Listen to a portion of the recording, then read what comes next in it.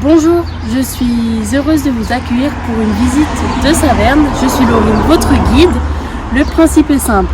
Vous pouvez me poser les questions que vous souhaitez. J'ai une oreillette, je vous entends et je vous répondrai du mieux possible. Vous êtes prêts? C'est parti, suivez-moi. Nous nous trouvons actuellement sur le port de plaisance de la ville de Saverne. Vous pouvez voir à l'arrière-plan un édifice très important de la ville qui est le château des Rohan. Il a été construit au XVIIIe siècle. Saverne est aussi appelée la ville des Rohan car les cardinaux de Rohan habitaient en hiver au château de Versailles et en été au château de Saverne.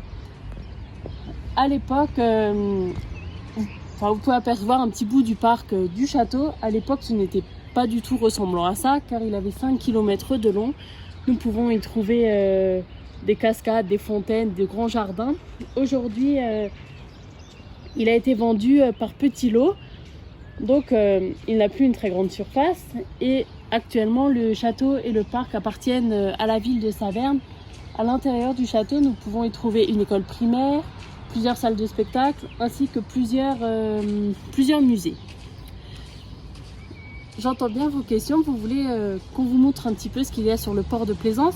Alors tout d'abord, vous pouvez voir plusieurs bateaux de plaisance à quai. Mon caméraman va vous montrer un petit peu tout ce qu'on peut trouver à bord du port de plaisance.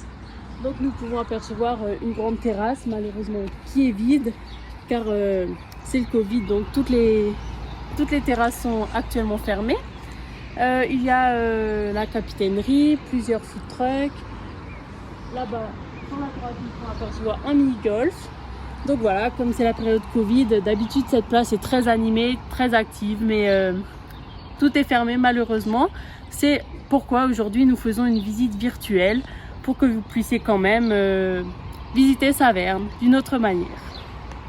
Nous voilà arrivés au centre-ville de Saverne. Nous allons nous diriger vers le prochain point. C'est parti, suivez-moi.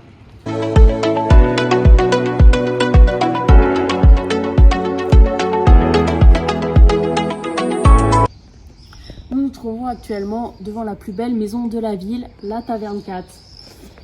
Comme vous pouvez le voir, elle est impressionnante due à son architecture, les sculptures que vous pouvez apercevoir sur les poutres et tout en haut du bâtiment, vous pouvez apercevoir une espèce de trou, un rond. Je vais demander à mon caméraman de zoomer dessus. Je vais vous demander juste, est-ce que tout le monde l'aperçoit bien?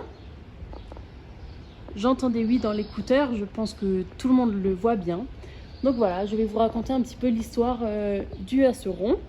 Alors on raconte qu'en hiver, une cigogne a été trouvée à l'intérieur, mourante de froid et de faim. Elle n'a pas voulu suivre les autres cigognes en Afrique. Donc on raconte que c'est le Père Noël qui a trouvé cette cigogne. On dit du coup qu'il l'a embauchée pour faire la tournée des cadeaux des enfants de la ville avec lui. Et voilà, c'est devenu un petit peu la légende, la cigogne de Noël à Saverne.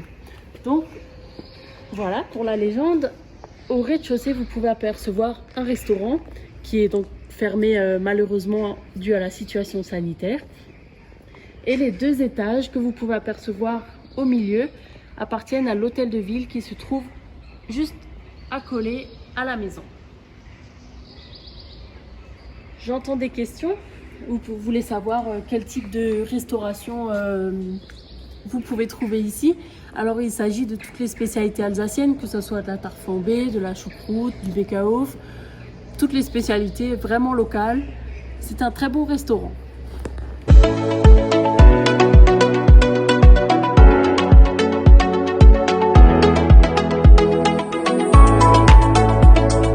Voilà, nous sommes au pied du château.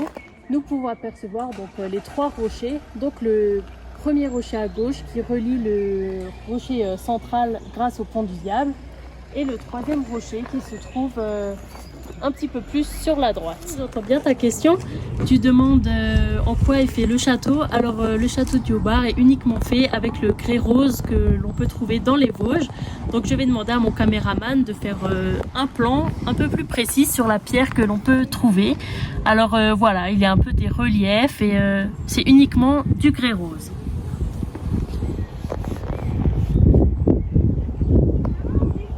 voilà arrivés sur le fameux pont du diable. La légende raconte que les humains n'auraient jamais été capables de construire un pont qui relie deux rochers. C'est pourquoi on dit que c'est le diable qui l'a construit. Pour ne pas sacrifier un humain, pour voir si le pont est solide, ils ont préféré faire passer un chien pour voir si le pont est bien solide ou pas. Nous pouvons voir que ce pont aujourd'hui est toujours très solide et qu'il est toujours d'actualité.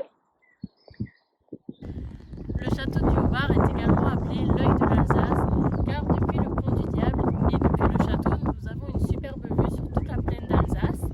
Et lorsqu'il fait très beau et que le ciel est dégagé, nous avons une vue également jusqu'à la flèche de la cathédrale de Strasbourg, qui est à une quarantaine de kilomètres d'ici. Je vais vous laisser admirer la vue.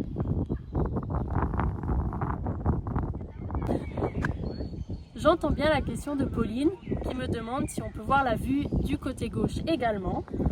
Alors voilà, Pauline, du côté gauche, nous avons une vue sur toute la forêt de la région de Saverne et nous pouvons également apercevoir 2-3 châteaux là-bas sur votre droite ainsi qu'un château qui se trouve sur votre gauche. Alors nous nous trouvons devant une autre partie du château.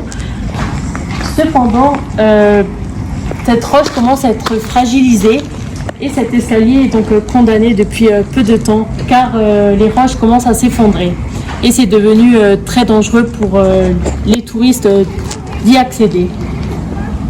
Oui Charles, j'entends bien ta question. Alors les pierres sont en train de s'effondrer, vous voyez sur l'espèce de voûte au milieu. Je vais demander à mon caméraman de se rapprocher et de vous faire un zoom de l'endroit. Nous pouvons voir différentes roches au milieu qui sont en train de s'effondrer un petit peu. Sur cette façade, c'est un mur qui est relativement bien conservé. Nous pouvons apercevoir des encastrements, des petites fenêtres où les soldats tiraient avec des arcs. Vous souhaitez qu'on se rapproche? Oui, tout à fait, c'est possible. Paul, j'entends bien ta question. Tu souhaites donc qu'on se rapproche davantage et qu'on regarde dans les fenêtres. Alors on peut voir dans les fenêtres qu'elles surplombent toute la plaine d'Alsace. Oui, on avait vraiment une très belle vue et on voyait les ennemis arriver de très très loin. C'est devant la maison du tourisme que notre visite virtuelle touche à sa fin. Et oui, le temps passe vite malheureusement. J'espère que cette expérience vous a plu, que vous avez pu découvrir plein de belles choses. Je tiens à vous remercier pour toutes les questions que j'ai pu recevoir et j'espère que j'ai pu répondre aussi le mieux possible. Donc voilà, j'espère que vous allez renouveler l'expérience du tourisme virtuel dans différentes villes. Et voilà, je tiens encore une fois à vous remercier et je vous souhaite une très bonne journée. Merci.